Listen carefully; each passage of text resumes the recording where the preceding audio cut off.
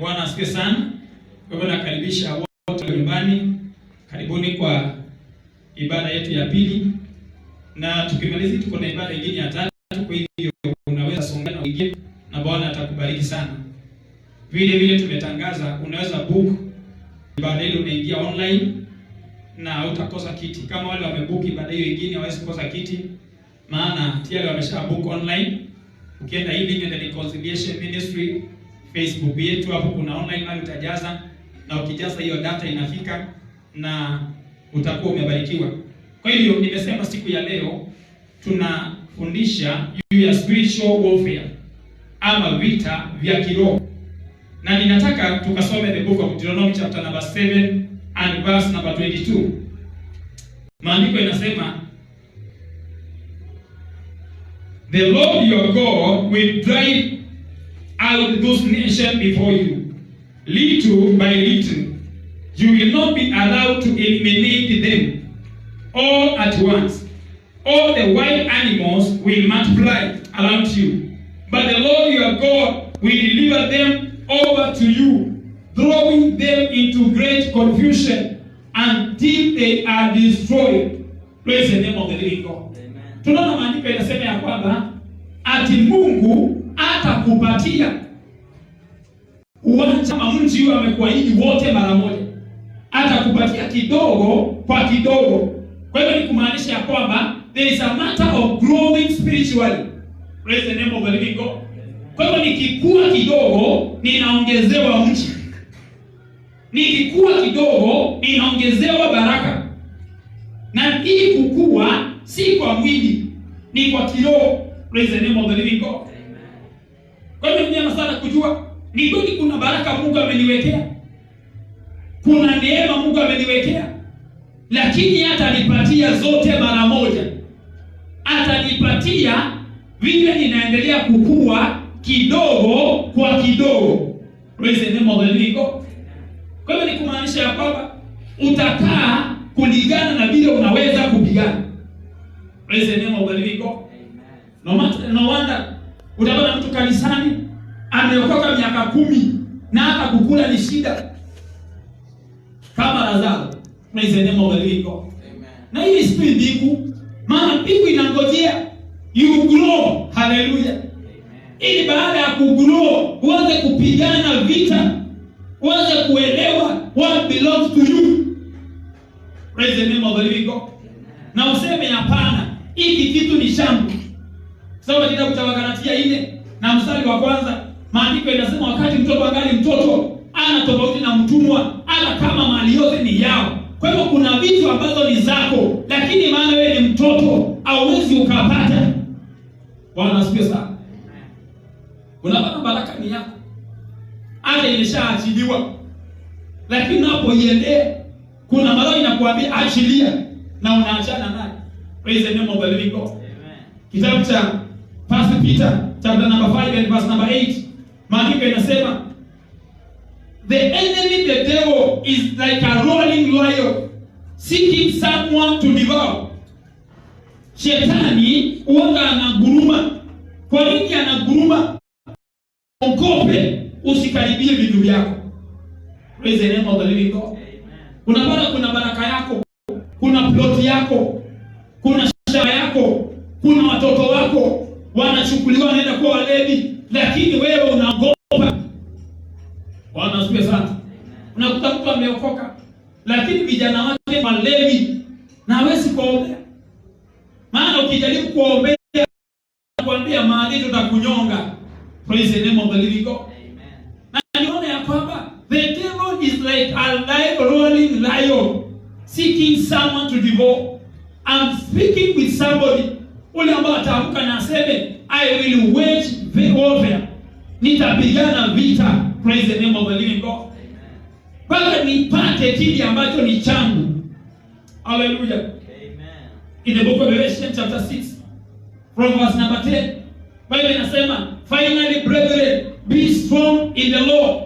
Put the whole armor of God that you may fight. Hallelujah. Kwa hivyo kwa Mkristo yeyote ambaye hajafundishwa kupigana, and let me tell you wapendwa, Watu wengi unaona katika dini hizi wanajua nguvu zingine. They don't just rely on God. Bwana asifiwe sana. Unaona mtu amenua ngari, yeye ategemei Mungu peke yake. Praise the name of the living God. Lakini kama unategemea Mungu peke yako, lazima ujue kupigana. Maana Mungu anasema hivi, ili vitu vyote ni vyako, lakini sitakupatia zote mara moja. Takuwa nakupatia kidogo na kidogo. Vile unajua kupigana. Bwana asifiwe sana. Yaani ukifika kiwango cha gari unapewa. Kile kiwango cha duka unapewa. Kiwango cha hiki unapewa. Na the same people, kuna mtu anakaa maskini, ana kazi. Bwana asifiwe sana. Watu wao waolewi na ametosheka. Maana elewa ya kwamba kama hujui kupigana, hata watoto wako watanyang'anywa. Jamani, shetani akwangi na aibu. Maana kazi yake ni mwizi. Bible inasema in the book of John chapter 10 and verse number 10. Bible inasema the thief comes only to steal. Hallelujah. Atakuibia mpaka mume wako. Anaondoa mume kwa kitanda chako cha bedroom na anampeleka kwa mwanamke mwingine. Na unakaa huko ukisema nimejazwa na roho. Praise the name of the living God. Unaona mzee anakuja hapa wakati hana kitu. Wakati amepata mshahara, anaenda kwa mwanamke mwingine anakaa huko. Na mshahara ukiisha, ndio anakuja kwako. Na uko hapo umejazwa na roho, raba shika, raba ganda, ribu zika. Jameni, ningekuambia fight your battles. Praise the name of the living God. Anza kutangaza, anza kujua kile ambacho ni chako. Unalea mtoto vizuri. Unalipa gharama yote ya kumsomesha. Wakati amepata kazi, ndiye anakuwa drug addicted. Anakunywa 24/7. Bwana asifiwe sana. Hata hakuna kitu cha kusaidia nacho. And you are still worship. Ukisema nimeokoka, kwenda mbinguni ni kwa imani. Jamani, nataka nikwambie kwamba kwenda mbinguni ni kwa imani. Lakini kupata vitu za dunia, Biblia inasema nani kati yenu anayeweza kwenda kwa nyumba ya mwenye nguvu, asiyekamata mwenye nguvu kwanza na amfunge na amnyang'anye vitu ambazo ni zake. Praise the name of the living God. Mimi nimekuja kunyang'anya kile ambacho ni changu kwa jina la Yesu. Kile ambacho ni cha kanisa hili na nyang'anyana na kukileta kwa jina la Yesu.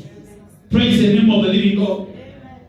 Kwa hivyo lazima tuelewe Mark chapter 3 and verse number 27. Inaongea hivi, mtu yeyote akitaka kwenda kwa nyumba ya mtu mwenye nguvu, lazima kwanza akamate mwenye nguvu. Bwana asifiwe sana. Kwa hivyo ni kumaanisha ya kwamba hii duniani inakuwa ya shetani. Ukisoma Bible maandiko yanasema wakati shetani alifukuzwa mbinguni, alikuja duniani. Na alipokuja duniani akaanza kutawala. Ndio anaenda kwa Yesu mwenyewe akamwambia Yesu, niinamie nikupatie mali. Praise the name of the living God. Kwa hiyo kama unataka mali na utainamia shetani, basi jua kumkamata na kumfunga. Hallelujah. Kwa sababu gani? Ili upokee. Msichana kama unataka kuolewa, jua jinsi ya kupigana na kufunga huyo adui ili uchukue mume wako. Wanasikia sana. Ili uchukue mke wako, lazima utakaa hivyo. Unangoja miaka yote. Bado unakuta kanisa wako na senior bachelor's service. Wanasikia sana. Ibada watu wale wamepitwa na kiwango cha kuoa. Unawaita. Na unaambia baba, unaambia your wife is next to you. Anasema amen na anaruka, lakini ibada inaisha, anarudia ile hali. Kwa sababu gani? Maana wahoga hawataingia mbinguni. Hata Biblia inasema katika Revelation. Praise the name of the living God. Watu ambao ni wajasiri, na ukiangalia Biblia imeongea mara nyingi kama Yoshua ameambiwa be courageous and be strong. Kwa hiyo kuna mambo utapata if you are not courageous and you are not strong. Praise the name of the living God. Kuna baraka zipeani kila mtu. Hallelujah. Sinapewa watu according to their courageousness and their strongness. Praise the name of the living God. Ndio nataka kuelewa vizuri hiyo spiritual warfare. Kama kuna injili ilibadilisha mawazo yangu, ni spiritual warfare. Praise the name of the living God. Maana ninajua whatever I need kuna mtu ameikalia. Haleluya. Hata jamii kujenga hii Cathedral, kuna watu wameikalia. Kuna millionaires ambao ni wa hii church, lakini kuna wameingiza kwa pombe. Yeye akiamuka anaendanga tu kukunywa. Kwa hiyo ni mimi niombe, nimweke huru, aokoke, akuje kanisani, akuwe milionea, kiwanja inunuliwe. Praise the name of the living God. Kwa hiyo nikianza kuomba hapa ati Mungu ametuambia, ninajua utatenda Mungu, tutakufa bila kujenga. Lakini lazima tuelewe, huyu milionea ni mlevi mahali. Praise the name of the living God. Na tutangaza tunamtoa hapo kwa jina la Yesu. Tunatangaza aokoke kwa jina la Yesu. Tunamlete hapa kwa jina la Yesu. Bwana asifiwe sana. Na ndio watu wakiingia wanasema mimi nilikuwa nakunywa gili 10. Kama nilikuwa nakunywa gili 10 siku moja, Bwana nisoe hiyo gili 10 kwa Mungu. Haleluya. Let me tell you something. Watu wale ambao wamekuja kanisani walikuwa wameokoka hawatoani.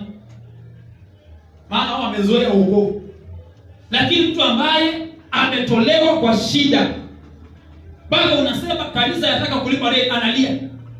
Anasema kanisa inaweza kuulizwa rent namna gani nikiwa hapa. Praise the name of the living God. Kwa sababu gani? Ni mtu ambaye ulimtoa mahali alikuwa ameingizwa na shetani. Haleluya. Lazima tukue ready to wage welfare. Kama kuna maendeleo tunataka katika maisha yetu. Haleluya. Akatuangalie the book of Psalms chapter number 144 and verse number 1. Daudi anasema, praise be to the Lord who trains my hands to fight. Hallelujah. Atukuzwe Mungu anayefundisha mikono yangu kupigana. Jamani, nataka niwaambie wakati Daudi alisema atajengea Mungu nyumba. Mungu alimwambia wewe usinijengee. Kwa sababu gani? Mikono yako imemwaga damu. David was a warrior. Praise the name of the living God. Alipoenda akaona Goliath, alisema, who is this uncircumcised guy? Praise the name of the living God. Daudi kuua kwake hakuwa shida. Anaua ili aletee Mungu utukufu. Kuna mapepo mengine lazima uyaue, uletee Mungu utukufu. Praise the name of the living God. Na ndio naona kama umeokoka ndio akawa hautaenda mbinguni. Na hata duniani utakuwa na kitu. Bwana asifiwe sana. Kama wako unatosheka bila watu wanaongea, ati watu wanashinda hapo wakisema yeye kanisa iko na deni, fulani yako na shida. Na ndio mpaka wengine wapende kanisa chama. Unakuta wanasema mtu akikufa kila mtu anavaa atoe gili moja na mnakubaliana hiyo. Tumekataa hiyo in Jesus. Amen. We must be furious for God. Hallelujah. Mtu akae kanisani azeeke hapo. Kama ni kukufa akufe, watoto wake ni matajiri wa muziki. Amina. Hallelujah. Sasa niambia kama mtu akona watoto wako university, wamemaliza wako mmoja anafanya bank, huyu anafanya, kwa nini kanisa mtoe 100? Si hata watoto wake peke yake wanasema tunangaramia hiyo kitu. Bwana asifiwe sana. Lakini kama hamtaomba na hamtapigana vita, itakuwa kanisa ni chama. Bado unakuta kuna kitabu, mnaangalia wale walitoa 100 ya fulani. Mimi nimekataa kutolewa 100 in Jesus name. Amen. I will wage a warfare. Praise the name of the living God. I will deliver my children. Biblia inasema mwenye haki atazikwa na watoto wake. Praise the name of the living God. Inua mkono wako, tangaza sitazikwa na kila mtu. Nitazikwa na watoto wangu. Praise the name of the living God. Hallelujah. Watoto wako wakiwa matajiri, Baba anasema asizikwe haraka. Leo kuna watu wanaweza kufa leo wazikwe jioni. Na hakuna mtu atakuwa na swali. Lakini mwingine anakufa, anakaa mochari 1 week ili watu wote wapaswe habari. Maana wengine wako ng'ambo, wengine wako wapi? Inategemea ile alipikana vita. Bwana asifiwe sana. Hallelujah. Nataka niangalie uzuri moja huko. Hii vita tunapigana, Yesu alitupigania na akatushikia ushindi. Praise the name of the living God. Yesu mwenyewe alipigana na akashika ushindi. Kwa hivyo chetu tunasimama na tunapigana, ushindi ukiwa umeshikwa. Maana kuna maroho imenipinga, inasimama katikati yangu na Yesu. Praise the name of the living God. Kuna mambo yananizuilia. Kweli Yesu ameshika ploti yangu, ameshika gari yangu, ameshika watoto wangu, ameshika mke wangu, lakini kabla nimuendee kuna maroho hapa katikati. Inasema iwezekani. Praise the name of the living God. Katika kitabu cha Isaia maandiko inasema, kitabu cha Psalms, all gates raise up your heads, for the King of Kings want to pass. Naye malango yanasema, who is the King of Kings? Praise the name of the living God. Yaani kuna maroho imevuta jina yako. Kama ulikuwa ubarikiwe, inaenda inachukua hiyo jina yako, inavuta. Hallelujah. Na ndio Biblia inasema shetani ni mwizi. Wanga anachukua vitu za Wakristo na anabadilika jina yake hapo. Anakuambia, maana ndio ananiambia Yesu, niinamie. Na ukiniinamia nitakupatia utajiri wote. Bwana asifiwe sana. In fact hiyo utajiri wa baba. Hallelujah. Lakini amechukua, ameubland. And that's the work of Satan, to blend things. Anachukua baraka yako na ibland. Bwana asifiwe sana. Wewe hujaolewa na kuambia kuja nikungane na nikupatie Mungu. Ana blend. Praise the name of the living God. So lazima tuwe wapiganaji ili tupokee baraka zetu. Nataka kuongea juu ya mambo ambayo unafaa kuwa nayo ili uweze kupigana vita za kiroho. Maana kama unajua kwamba hakuna mtu anaenda kwa vita bila kujiandaa. Praise the name of the living God. So lazima tuwe na mambo kadhaa ili tuweze kupigana vita za kiroho. Na kwa leo tutaangalia mambo kama 7. Jambo la kwanza ni kitu kinaitwa salvation. Praise the name of the living God. Hauwezi enda kwa vita za kiroho kama haujaokoka. Na kuokoka si kusema Bwana asifiwe. Hallelujah. Wokovu is all about transformation. Praise the name of the living God. The word repent is turn away. Hallelujah. Geuka. So it's about transformation. In the book of Romans chapter number 12 and verse number 2, Bible inasema, don't conform to the pattern of this world, but be transformed by renewing of your mind. Praise the name of the living God. Amen. So salvation is all about transformation. Hallelujah. Baada ya kuokoka, unaangalia your family, unasema this pattern I will break it in Jesus name. Kuna pattern ya watu kutolewa, ninaivunja kwa jina la Yesu. Kuna pattern ya watu kutopata watoto, naivunja kwa jina la Yesu. Kuna pattern ya watu kutopata waume wakati unafaa. Hallelujah. Yaani unakuta mpaka wengine lazima mtu olewe na wanaume kama 3. Bado unakuta alikuwa anaolewa wa kwanza akarudi nyumbani. Akaolewa wa pili ako nyumbani. Na hata yule anadoea ni mume wa mwingine. Asifiwe sana. Salvation is about transform. Unasema no, this pattern haitaendelea in our life, in our family. Praise the name of the living God. Unajua ukiangalia stima, transformer is a storage of power that it may supply to other areas. Bwana asifiwe sana. Na ndio unaona hapa ili tupate hii stima, hatutaichukua tu kwa hizi nyaya zimepita. Tumeitoa maana kuna transformer. Hallelujah. Kama ukiangalia hii yetu hapa, kuna transformer iko hapa na hapo ndipo stima imetolewa ili ingie kwa hizi manyumba. Naye Mungu anataka uwe transformer ambao unaleta mwangaza kwa jamii, mwangaza kwa familia, mwangaza kwa masomo. Bwana asifiwe sana. Ndio unaona baada ya kuokoka unakoka chini na kitabu na uandike some things ambazo zimekuwa in your family. Na useme hii roho ya ulevi in our family itafika mwisho in Jesus name. Maana kuna a transformer in this family. Praise the name of the living God.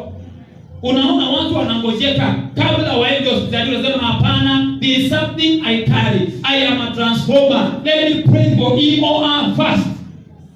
Bwana asifiwe sana. Unamwekelea mkono. Ndio na corona inasema watu wasiwekelee watu mikono. Praise the name of the living God. Na ndio nataka itashindwa kwa jina la Yesu. Maana we must be a transformer. Watu ambao wanabadilisha mambo. Unakuta jamii yenu watu wafanyaji kazi. Unasema hapana, kuanzia leo watu wetu watafanya kazi in Jesus name. Praise the name of the living God. Let me tell you something. Mimi kwetu hakuna mtu alikuwa anaoa na harusi. Walikuwa bora ushukue msichana ulete nyumbani. Hiyo ndio ilikuwa pattern. Chukua msichana lete nyumbani. Chukua msichana lete nyumbani. So wakati niliokoka, nilikaa chini nikaandika. Nikasema number 1 nitaoa. Bwana asifiwe sana. Na nitaoa miaka fulani. Niliandika mpaka ile miaka yangu ya kuoa. Na nitaoa na harusi. And guess what? Baada yangu kuoa kwetu, hakuna mwingine hajaoa na harusi. Wote wameoa na harusi nyuma yangu. Hiyo ni kusema namna gani? Maana nilielewa I am a transformer. Praise the name of the living God. Na ndio unaona ukienda upate familia ambao harusi yao ni ile ya kupindua kweruia. Wote wanafuata hiyo njia. Maana kuja tokea kijana anasema I am a transformer. Mimi wokovu wangu si kama wale wengine. Ninabeba nguvu zingine ndani yangu. Nguvu za Yesu Kristo. There is a soul I carry. Praise the name of the living God. Be transformed. Praise the name of the living God. In the book of Proverbs chapter number 23 and verse number 7, Bible says, as the man thinketh, so he is. So this transformation will occur in your mind. Hallelujah. Hii kubadilika kunaingia kwa mawazo. Unasema hapana, kuna vitu sitakubali ziendelee in my family. Hallelujah. Kuna vitu sitakubali ziendelee in our house. Unajua mama, kwa umeolewa na kila wakati mnapigana na mume wako na umeokoka, I doubt your salvation. Praise the name of the living God. Hallelujah. Na ndio naona mama yote ambao ameokoka, ukimwona anaenda kwao, huyo mama hajaokoka. Hello? Bwana asifiwe sana. Amen. Haujaokoka. Maana number 1, you are a transformer. Wewe ndio badilisha, ndio Petro inasema ya kwamba ati kwa imani ya mama ambaye anamcha Mungu, hiyo imani itabadilisha mzee ambaye hajui Mungu. Hallelujah. Kwa hiyo wewe mama unafaa kuelewa I am a transformer. I transform this mzee aende kanisani. Hallelujah. Kweli ni mlevi, I transform him. Praise the name of the living God. I transform this family ambayo imekuwa ya walevi iwe hakuna mlevi. Hallelujah. Be a transformer. Raise your hand and declare, from today I am a transformer. I'm going to transform everything in my family. Praise the name of the living God. Number 2, you have to know what you are fighting with. You have to know what you are fighting with. In the book of 1 Corinthians, chapter number 9 and verse number 26, you must know what you are fighting with. Maandiko yanasema hivi katika 1 Corinthians chapter number 9 and verse number 26. Therefore, I do not run like someone running aimlessly. I do not fight like a boxer beating the air. Praise the name of the living God. Baada ya kuokoka, anza kuelewa ni vita gani hizi ambazo ninapigana, ama ni vita gani familia yetu wanga inapigana. Man, let me tell you, though we are in the one nation, we don't fight the same battles. Bwana asifiwe sana. Kuna familia wao wapigani kununua magari. Praise the name of the living God. Baba anakuambia babu ndiye alinunua gari ya kwanza, ilikuwa KXY. Na hawajaokoka. Hiyo line hawana vita. Wakiamka line ya kununua magari wanunua bila kung'ang'ana. Bwana asifiwe sana. Kuna familia nyingine kununua mashamba kwao ni kawaida. Baba anakuambia mtoto alinunuliwa na baba. Title deed iko na baba inangojea mtoto. Na imeandikwa jina yake. Hiyo maeneo hawana shida. Bwana asifiwe sana. Kwa hiyo kama ni maeneo hayo haombi kununua mashamba. Kwanza wanasemanga kuna shamba tunataka kununua, unasikia baba anamwambia nimelipa. Bwana asifiwe sana. Kuna familia nyingine vita yao ni kuolewa Na ingine kuolewa si shida. Bwana asifiwe sana. Baka wakati wa kuolewa unaulizwa na wanaume 6. Baka unashangaa uchague nani? Na the same mwanamke hakuna mtu amemuuliza. Baka anangoka vote na hakuna mtu anamuuliza. Maana hiyo lie kwake si vita. Bwana asifiwe sana. Hata unakuta umeolewa uko kwa mume na kuna wanaume anakuambia acha huyo nikuje nikuoe. Bwana asifiwe sana. Maana hiyo maeneo kwako ina vita. Hello. Praise the name of the living God. Understand what you are fighting with. Maana kila mtu ako na vita zake. Kuna wengine wanapigana kupata watoto mpaka wametoa mimba. Nakuta mtu maana ako na wengi mpaka anasema hapana, wacha nikatoe mimba. Na wengine wanapigana ili wapate watoto. Praise the name of the living God. So our battles are not the same. Hallelujah.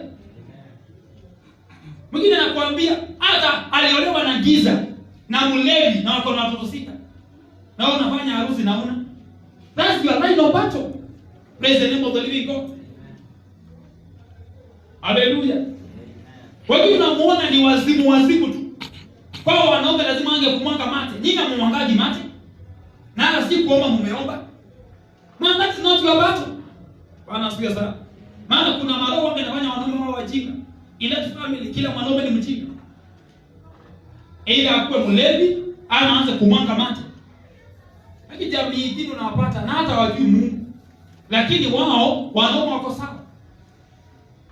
Kuna familia vita zao ni masomo. Praise the name of the living God. So ni vyema sana ku-identify what you are fighting with. Nini ambayo ninapiga? Ndio Paulo anasema, mimi wanga sirushi ngumi yangu hewani. Wanga sikimbii kama mtu ajui anaenda wapi. Hallelujah. And let me tell you something. If you know what you are fighting with, kama mimi ninajua kile napigana nacho. Hallelujah. Na hakuna vita dogo. Praise the name of the living God. Ndio wewe yako ya kuolewa unaweza sema ni kubwa. Na mimi yangu ya kutolipa nyumba ni kubwa. Praise the name of the living God. Mwingine yao hawana shamba, wanakanga tao. Hata ushago amekomboa nyumba. Bwana asifiwe sana. Bado nasikia akikwambia sasa mimi nilikombolea malaika nyumba hapo akaani. That's your battle. Praise the name of the living God. So understand what you are fighting with. Anza kutangaza ishi ambacho unapigana nacho, anza kukiangusha kwa jina la Yesu. Nimesema Yesu ameshika ushindi, lakini kuna maadui wamezuilia ushindi wako. Anza kuondoa na kutangaza hapana, enough is enough. Praise the name of the living God. Amen. Let me tell you, kama wakati wangu wa kuona harusi yangu ilipigwa mpaka dakika ya mwisho. Ilipigwa mpaka na pastor. Kwa sababu gani? Jamii yetu ile na harusi wanasikia sana. So hiyo roho iliinuka mpaka kanisani. Hata baada ya my wedding church ilisha. Praise the name of the living God. Amen. Ni sana kuelewa. Charles, wale wanakuja watu wangoje ibada hiyo ingine. Sasa hivi hakuna mtu anaingia kwa hii. Tumalize hii. Praise the name of the living God. So ninasema understand what you are fighting with. Do you know what you are fighting with? Praise the name of the living God. Usipigane vita tu hewani, kurusha tu mikono, no. Understand what you are fighting with. Praise the name of the living God. Elewa ni vita gani ya kwetu. Kuna wengine kazi hawezi pata. Baba unakuta baba yako alikubia ushago. Bwana asifiwe sana. Babu yake alikubia ushago. Wewe umetokea kwa hiyo jamii na unataka kwenda kufanya kazi kwa town. Jamii ndio naona ukija unakuta nyumba imefungwa. Unajua kuna watu saa hizi kile kinaendelea ni kufukuza ndio unafukuzwa na ujumbe. Unaenda kazi unaambiwa hakuna. Na ukifanya kazi ya ulipi. Ndio sana kuelewa kama fighting with. Praise the name of the living God. Number 3. Understand the authority you have. Praise the name of the living God. Understand the authority you have. In the book of Matthew, chapter number 28 and verse number 18. Matthew 28 and verse number 18. understand the authority. Let me say this. Unaweza pata a slave lady ambao ni askari na anashika wanaume kama 5 na anawaambia washikani wamevuka tu mashati peke yake na ako pale nyuma anatembea. Kwa sababu gani? Huyu mwanamke anaelewa the authority she is carrying. Praise the name of the living God. Most of the time Christians wanashindwa na vita maana they don't understand the authority they are carrying. Maandiko yanasema katika 18, then Jesus came to them and said, all authority in heaven and on earth has been given to me. Therefore go and make disciples of all nations, baptizing them in the name of the Father and of the Son and of the Holy Spirit, and teaching them to obey everything I have commanded you. And surely I am with you always to the very end of the age. So number 1, I am walking with Jesus. I am fighting with Jesus. Kwa hivyo kama sitapigana, si Yesu atashindwa. Yesu wako hapo ananiambia pigana. What is the name of the living God? And this blessing is for you. And you know, don't give up. Hallelujah. Inua mkono tangaza, I will never give up. I will fight until I get what belongs to me. Praise the name of the living God. Sita give up. Hata kama maroho mengine inanibeba, nitaikanusha na niambie itashindwa kwa jina la Yesu. Kwa sababu gani? I know the authority I'm carrying. I'm fighting with Jesus. Praise the name of the living God. Amen. I am a winner because Jesus is a winner. Hallelujah. Amen. Na ni vyema sana kuelewa unapopigana kama mshindi. Mshindi anaongeaga na mamlaka. Anaongeaga bila woga. So hiyo maroho unapoikabili bila woga. Praise the name of the living God. Iambie utatoka kwa jina la Yesu. Kwa roho ya ulevi umekamata ndugu yangu, utamwachilia kwa jina la Yesu. Hallelujah. Ndio maandiko yanapokuwa na imani kama mbegu ya haradali, utaambia mlima uame na mlima utaama. So unaikemea ukielewa who you are, the authority you are carrying. Praise the name of the living God. Number 4, having the man of God with you. Ndio sana kuelewa ili ushinde vita unafaa kuwa na mtumishi wa Mungu. Kwa nini watu wengi unaona wanashinda vita? Maana hawana pastor. Praise the name of the living God. Yesu umeokoka miaka 10 lakini huna pastor. Uko na mapasta kama 6. Uko na pastor wa simu, uko na pastor wa TV, uko na pastor wa radio, uko na pastor the video mom, uko na pastor wa familia. Yani you are confused. Praise the name of the living God. Let me read this in the book of Deuteronomy chapter number 20 and verse number 1 and 2. Maandiko yanasema, when you go to war against your enemies and see horses and chariots and an army greater than yours, do not be afraid of them, because the Lord your God who brought you out of Egypt will be with you. Number 2, when you are about to go into battle, the priest or the pastor shall come forward and address the army. Hallelujah. Ati wakati wote ukienda kwa vita na uone adui ako na farasi, ako na majeshi, ako na silaha nyingi kuliko zako, usiogope. Praise the name of the living God. Kwa hiyo hatutaogopa maroho yaliyokamata familia yetu. Hatutaogopa maroho yaliyokamata jamii zetu. Hatutaogopa maroho yalizuilia wengine kupenda. Na ndio maandiko inasema kuhani atasimama mbele na ambie watu, endeni mpigane. Leo nimekuja kuwaambia endeni mpigane. Praise the name of the living God. Hallelujah. Kuna vita tutashindwa maana we have no pastor in our life. And let me tell you, kama kuna shida kubwa ambayo inatendeka siku hizi ni watu wasikuwe na pastor. Praise the name of the living God. Angiona hii kitu kinaitwa huduma. Huduma zimekuja kunyakua watu kutoka wachungaji wao. Praise the name of the living God. Ndio wanaandika huduma Wednesday. Huduma Thursday. Na in fact nimechanguza nikaona kila siku kuna huduma. Hata sasa hivi kuna mahali kuna huduma. Bwana asifiwe sana. Na ukienda kwa huduma, wewe ushauriwi jinsi ya kuwa na mchungaji mmoja.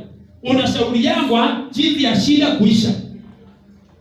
Anakuambia ninaona mume wako. Huyo mume si wako. Praise the name of the living God. Lakini pastor atakwambia mume si wako. Atakwambia mume ni wako. You have to fight back. Hallelujah. Pigana umunyakue huyo mzee. Siku moja nilienda kwa muombaji mmoja. Kada hapo nilikuwa karibu kuoa. Pastor rafiki yangu alitupeleka kwa muombaji. Ananiambia kujeni niwapeleke kwa muombaji mmoja. Tulipeleka hapa Joy bila hapo, muombaji mmoja alikuwa hapo. So nikakuta watu wamepanga line. So hata mimi nimeshaenda kwa muombaji.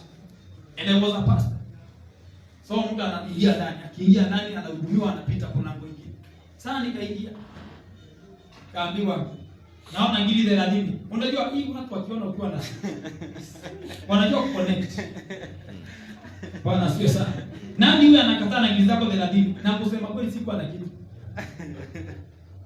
Sasa wakati nimwambia hakuna, akaniambia utakuja kuhitaji hiyo. Mimi tulikosana. Mama wakati aliingia aliniambia aliambiwa laini asikuje. Maana hata yeye nilikuwa nimemleta kwa msichana, tuingie kwa muombaji. Sasa pastor wangu ndiye alikuwa ananiongoza. Aliniambia niingie huko. Si niliingia. Bwana asifiwe sana. So kile nataka kusema ni hivi. Having a man of God in your life, haijalishi how poor he is, how rich he is holding your blessing. Hallelujah. Na ni vyema sana kuamini huyu mtumishi Mungu amenipea anabeba baraka zangu. Praise the name of the living God. Amen. Ndio Yesu alikuwa pastor wa nyumba ya Martha na Mary. Jesus was the pastor. Praise the name of the living God. Ndio wakati Yesu alienda alikuta wakati Lazaro alikufa. Walitumana akasema ndio umwambie rafiki yako ni mgonjwa. Yesu hakuenda haraka. Kwa nini? Alijua hakuna mahali pengine wataenda. Hallelujah. I love Jesus. Unajua shida yako wewe ukiita pastor kabla afike umeongea na mapasta wengine wanne. Pastor wa mama, pastor wa nyumbani, pastor wa hiki. But angalia this scenario. Yesu anatumanwa, anaambiwa your friend is sick. Hallelujah. And these people waliangalia Yesu, waliangalia Lazaro mpaka akakufa bila alternative. Can you say I will have no alternative? Praise the name of the living God. Ule church ya mwisho imechanganyikiwa. Bwana asifiwe sana. And let me tell you something. Kama ni pesa unatoa na umetoa kwa wengine nyingi, hakikisha umetoa kwa pasta yako nyingi zaidi. Kwa sababu gani? He is your pastor. Na ndio maandiko atasimama mbele na aambie watu piganeni na mtashinda. Praise the name of the living God. Si mgeni. Nani ndio Yesu alikuwa anasema kondoo anajua sauti ya mchungaji. Praise the name of the living God. Na ndio unaona hapa hatujakuja kuwachota. Ndio kuna mhubiri baada ya 10 nasikia lete. Mimi nisiwaitishi maana ninajua kile uko nacho nimekuombea ukapata. Bwana asifiwe sana. Ndio hata nikija hapa nikiwa na sherehe waambia tutoe sadaka ya hiki. Ninajua kuna more than 27 offerings in the Bible. Yaani siitishaki. Kwa sababu gani? Sasa wewe uko nyumbani, utanyang'anya watoto nini? Bwana asifiwe sana. Sasa mtoto wako unataka kumnyang'anya nini? Na kile yako nacho ndio umemwombea akapata. Praise the name of the living God. Na ndio unaona ukienda kwa hiyo muombaji wako, huyo unaenda. Si unamjua? Bwana asifiwe sana. Anachota kila kitu. Anakuambia hiyo pepo kutoa inataka gili 3. Praise the name of the living God. Na ndio you must have a man of God. Hallelujah. Ndio hata wakati Jehoshaphat alienda na wakakuta wanataka kwenda kupigana na maadui, aliuliza hakuna nabii katika mji huu. In other words, hakuna pastor in this city. Praise the name of the living God.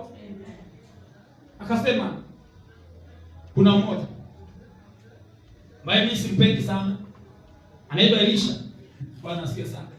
Kazi yake alikuwa anamwagilia mikono, alikuwa anamwagilia Elisha mikono, Elijah. So akasema twende kwake.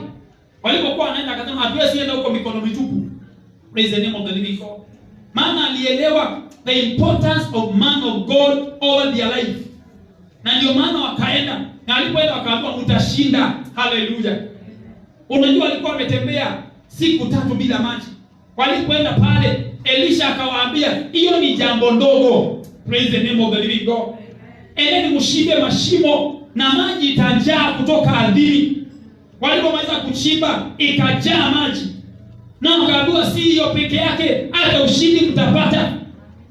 Jamani, tumeng'ang'ana maana hatuna mtu wa kutuongeleshea maishani mwetu. And that's why unakuta ndio anakuongelesha si pasa wako. Maybe hata uko hapa na mimi si pasa wako. Uko na wengine 5. Baba una wewe. Pia kuna mtu ako na pasa wa chakula, pasa wa kulipa nyumba. Bwana asifiwe sana. Baba anasema huyu akiomba hivi pesa inakujaga kukuja. Uko na pasa wa kulipa nyumba, uko na pasa. Yaani hii ukora wote. It's a strategy of devil. Bwana asifiwe sana. Hata kama mimi unasikia si pasa wako, tafuta pastor. But have a pastor in your life. Praise the name of the living God.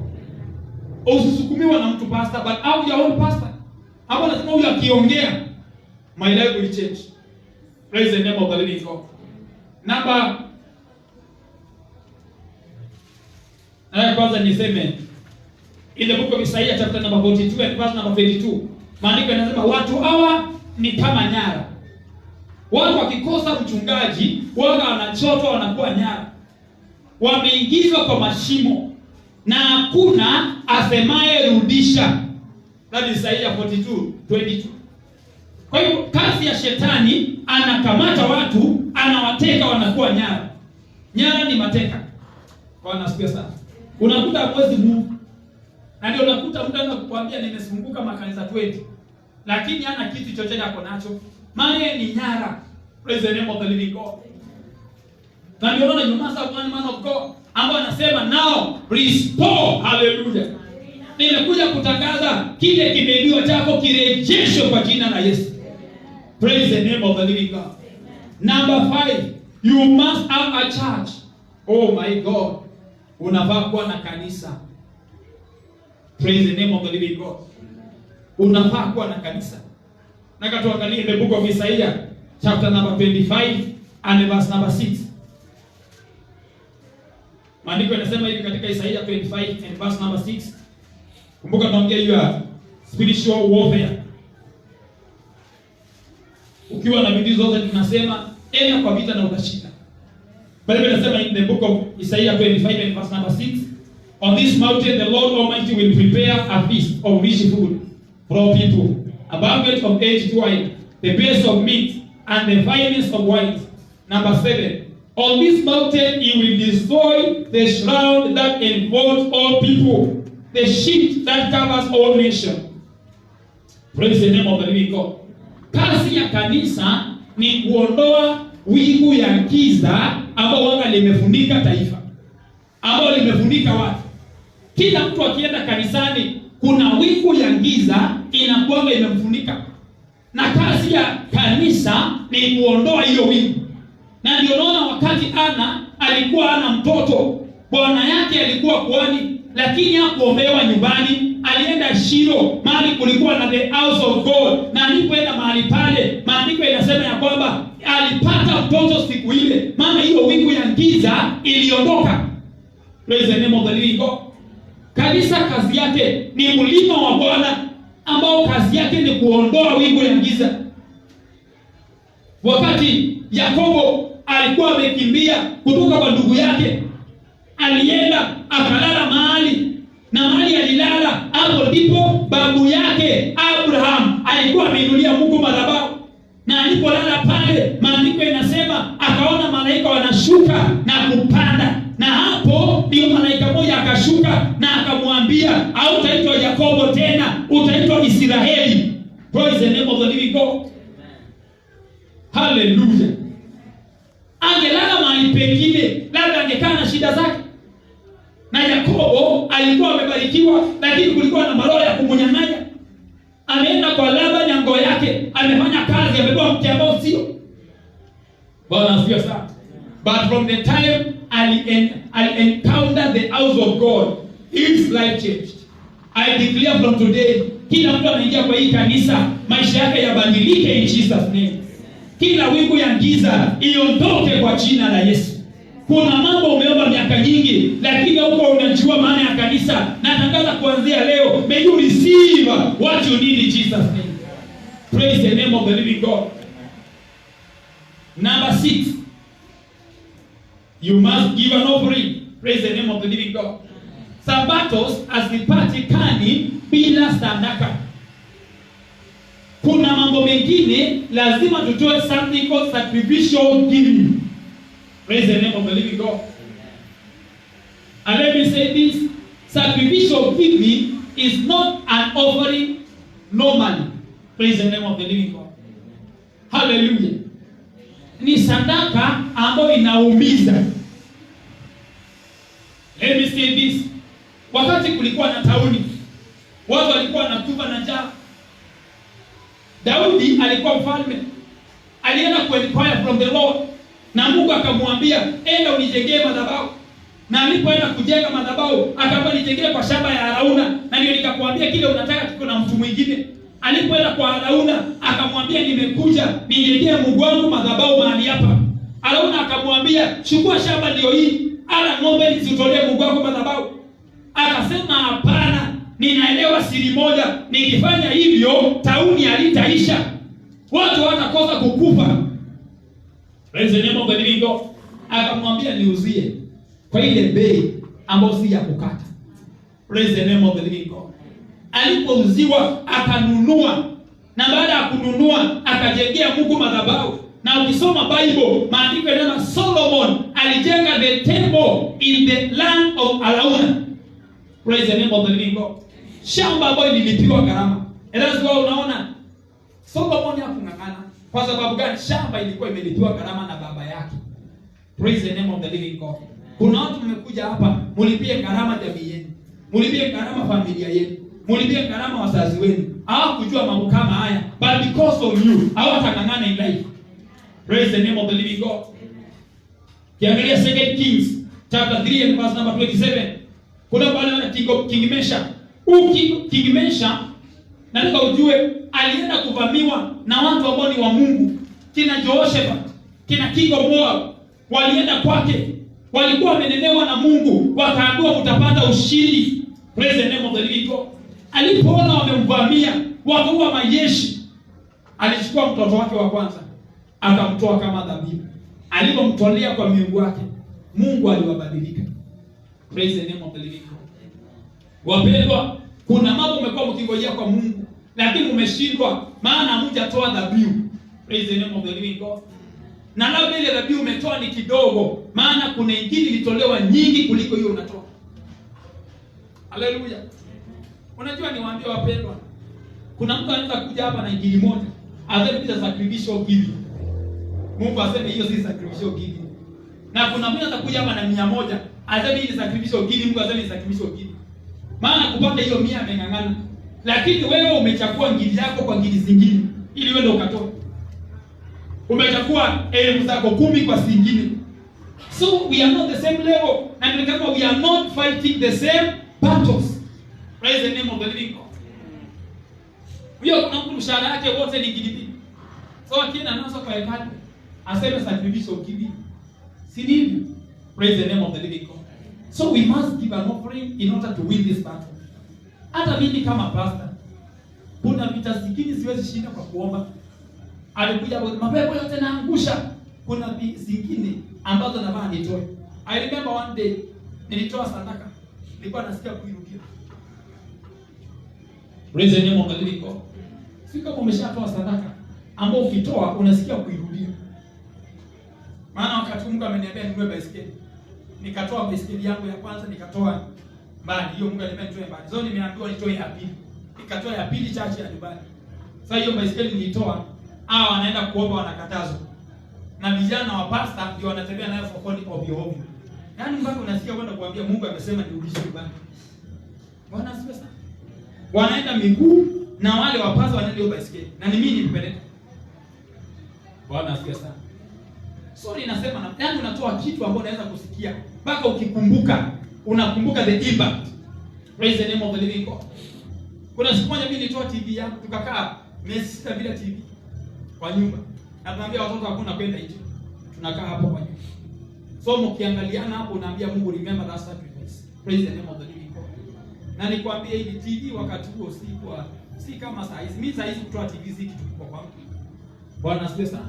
Lakini wakati huo ilikuwa kitu kubwa. Maana wewe unatoa unakaa miezi 6 bila. Bwana asifiwe sana. So nasema a sacrifice. Kuna vita zingine zitamalizwa na sacrifice. Praise the name of the living God. And number 7, be faithful. Nataka ujue ya kwamba ukienda kupigana vita na wewe si mwaminifu, shetani ataingilia hiyo mlango uliacha. Maana uaminifu ndio gate wao inakufungia wakati unapigana vita. Bwana asifiwe sana. Unajua unaweza kwenda kupigana ulete nyumbani na ukileta ukienda kupigana tena hizi zimechukuliwa. So ili silindwe, faithfulness is the wall ambayo ina protect your blessing, ina protect your life. Bwana asifiwe sana. Ndio Biblia inasema wakati shetani alienda kwa Mungu kuja juu ya Ayubu, aliona mtu mwaminifu kama Ayubu. Bwana asifiwe sana. Faithfulness will build a wall over your life. Will build a wall over your family. Will build a wall over whatever you are. Praise the name of the living God. Wapendwa, tamanini kuwa faithful. Katika Revelation chapter 12 and verse number 7. Revelation chapter number 12 and verse number 7. Faithfulness is very important in fighting battles. Revelation 12 and verse number 7, maandiko yanasema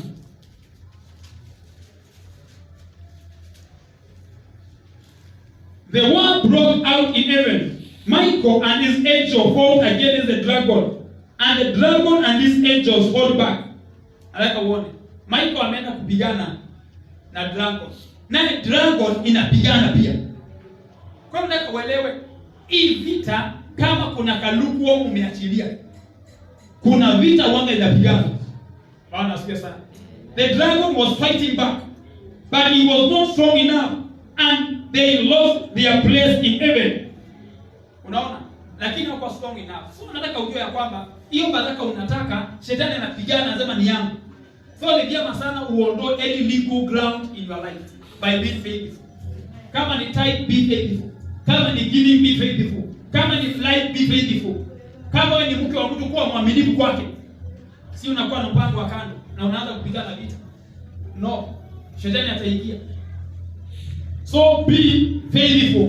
Faithfulness will build a wall. In the book of Acts of Apostles, chapter number 19 and verse number 11 to 20. Watoto wa Skeva walienda kupigana vita. Tunaona shetani anauliza, nyinyi ni kina nani? Maana hawakuwa na pastor. Wakasema sisi ni wa Yesu. Imagine they were doing a good thing. Walikuwa wanatoa mapepo. Maana kuombea watu wakombolewe ni jambo zuri. Lakini walishindwa. Maana they were not faithful. Praise the name of the living God. Hawakuwa faithful to Jesus. Hawakuwa faithful to fall. Maana unaweza follow tunamjua na Yesu tunamjua. Uwaje? Bwana asifiwe sana. Faithfulness will build a wall over your life. Nataka tusimame kwa miguu yetu. Tutapigana vile zina namna gani?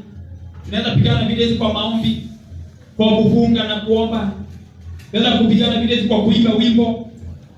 Kuna wakati Mungu anaweza kukuambia imba wimbo wa safuri. Na unapoimba kuna maukuta itaanguka. Kwa hiyo utapigana vita hizi kwa njia yoyote ile Mungu atakuonyesha. Kuna wengine unaweza kupigana vita kwa ukati mbele uwepo wa Bwana and things happen. Inua mikono yako, ambia Mungu, nitapigana vita katika jina la Yesu. Sitakubali anga yangu yaharibiwe. Sitakubali maisha yangu yaharibiwe. Sitakubali watu wangu wanyanyaswe katika jina la Yesu. Sitakubali maisha yangu yanyanyaswe katika jina la Yesu. I will fight my battle. Nitapigana vita. Nitapigana vita. Bwana nipatie uwezo. Rama gata rama ganda. Ye mazaka tarabolia. Ye maganda rama umeisha. Endeni kupigane vita, piganieni maisha yenu, piganieni familia zenu, watoto wetu wataangamia katika jina la Yesu. Piganieni taifa letu, Kenya itaharibiwa na shetani. Tunatangaza wewe korona umeisha, hauna uwezo kwa jina la Yesu. Our nation belongs to God, our nation belongs to God. Uongozi wa injili wa Mungu magaya la labozikata ye mama ya tata mazakata la boria ya mazakata la baganda ye mazakata la babu shanda rama na mazaya. Sipigane vita. Kuna watu usiku na wao kulala ukipigana vita ili kila maroho iondoke, kila wingu ya giza ambayo inalalia familia yenu iondoke kwa jina la Yesu, iondoke kwa jina la Yesu, iondoke kwa jina la Yesu. In the name of Jesus. Wacheni tuombe pamoja. Baba, katika jina la Yesu, ninakushukuru kwa siku ya leo. Wezesha watu wako kupigana vita na wapokee chochote ambacho ni chao kuanzia leo katika jina la Yesu. Baraka zao hazitaibiwa, baraka zao watanyang'anywa, wapokee katika jina la Yesu. Ninaomba Bwana Mungu, maandiko inasema katika Deuteronomy chapter 20 and verse number 2, na kuhani asimame mbele na atangaze, ninatangaza ushindi juu ya kila mmoja kuanzia siku ya leo. Ninaashiria wote ambao wamenisikia wakiwa manyumbani wapokee ushindi wao katika jina la Yesu Kristo. Naomba neema ya maombi juu yao, neema ya maombi juu yao kwa jina la Yesu naomba na kuamini. Amen and amen. Bwana wabariki sana. Bwana utende mema. Neema iwatoshe. Shalom. God bless you. God is good. Amen. Bye bye.